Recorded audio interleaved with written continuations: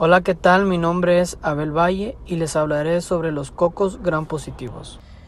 Son un grupo heterogéneo de microorganismos compuestos por bacterias de diversas características, entre los que encontramos habitantes normales de piel y de mucosas, hasta importantes agentes patógenos. Se caracterizan por pertenecer a la familia Micrococcaceae. Se destacan tres géneros de importancia clínica, aunque Staphylococcus era por lejos el más frecuentemente recuperado de materiales clínicos humanos.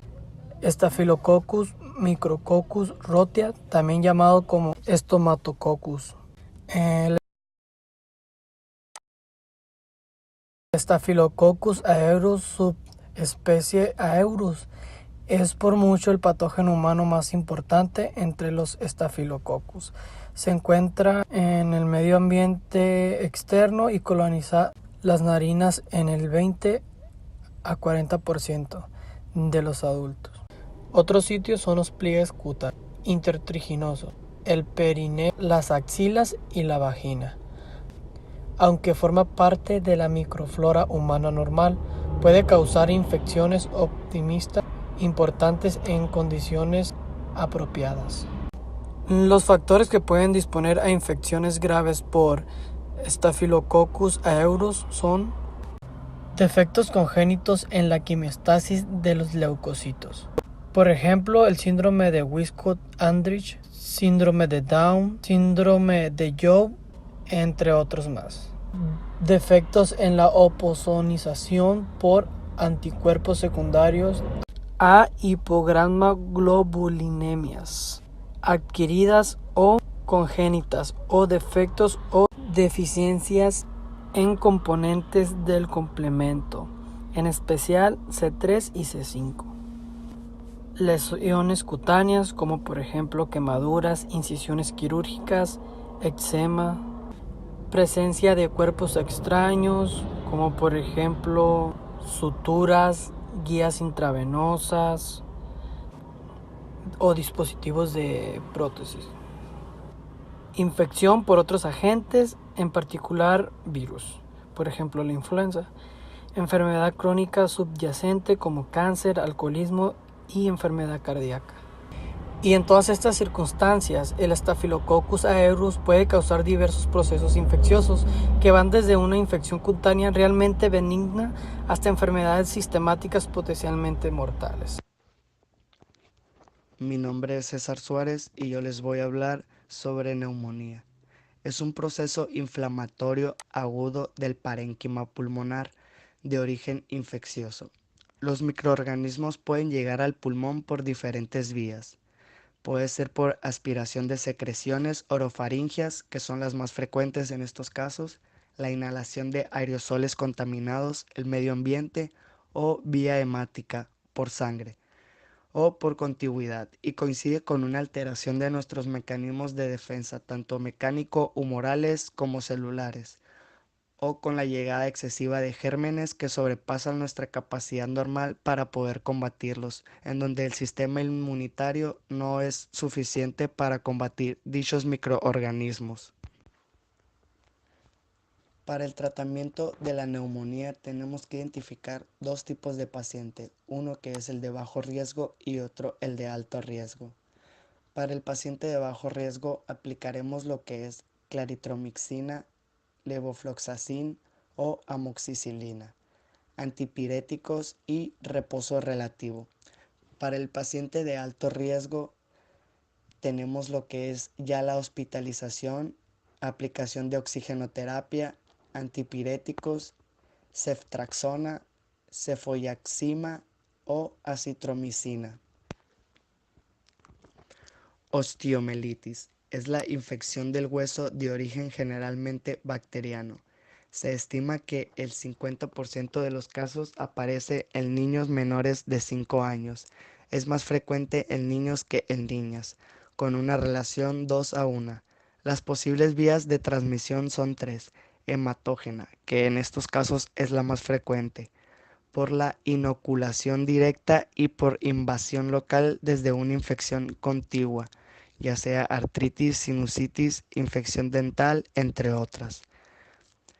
Staphylococcus aureus es el principal agente etiológico de osteomielitis.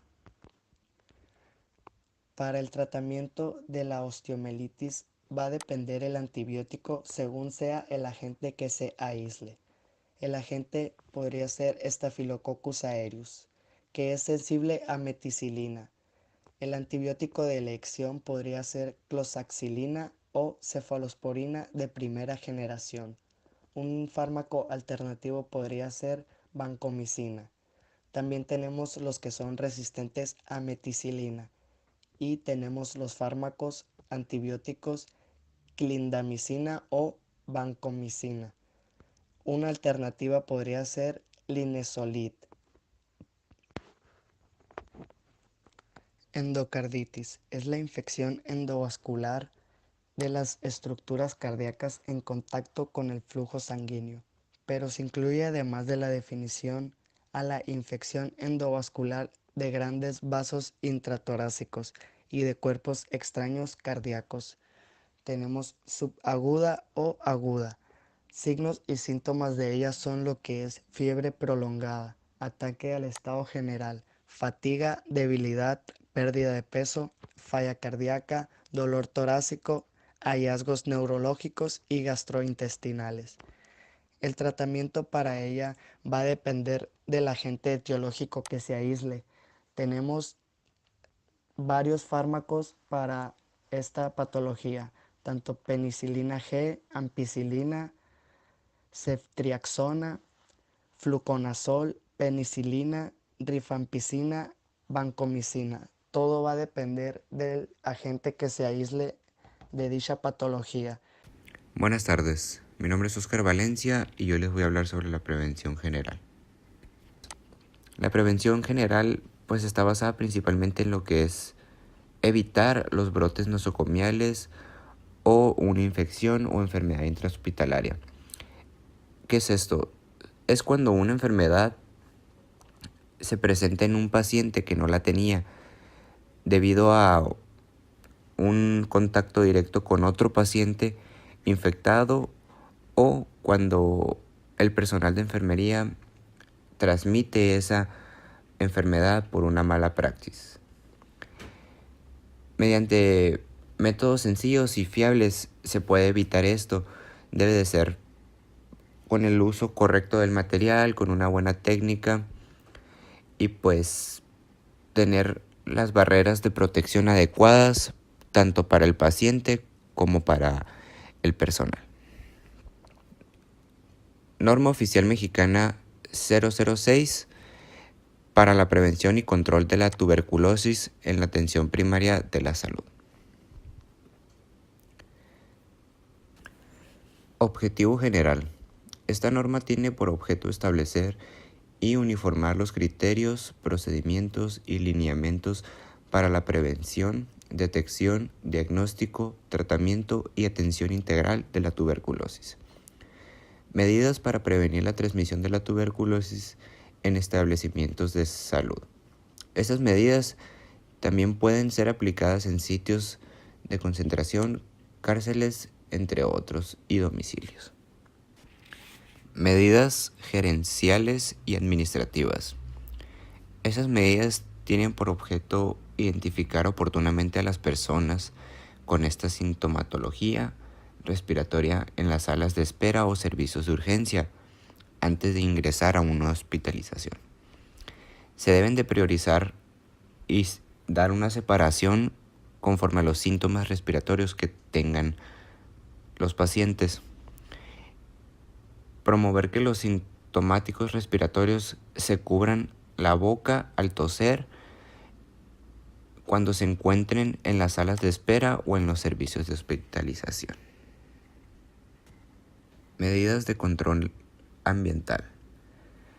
Estas medidas tienen un objeto por maximizar la ventilación natural en el área, reubicar el mobiliario de los consultorios aprovechando la iluminación y la ventilación natural. Para evitar la transmisión de la tuberculosis en áreas de alto riesgo de los establecimientos de salud, como salas de espera, cuartos de aislamiento, Entre otros, se debe contar con extractores o sistemas de ventilación adecuados con mecánica centralizada que aseguren una prevención. Medidas de protección respiratoria. Fomentar el uso de mascarillas quirúrgicas o cubrebocas en los pacientes sintomáticos respiratorios y en las personas afectadas por tuberculosis durante su traslado, en salas de espera o cuando reciban visitas de su cuarto de aislamiento. Asegurar el uso de respiradores N95 entre los trabajadores de salud y los familiares que se encuentren en áreas de alto riesgo de transmisión de tuberculosis. Identificación y diagnóstico del caso.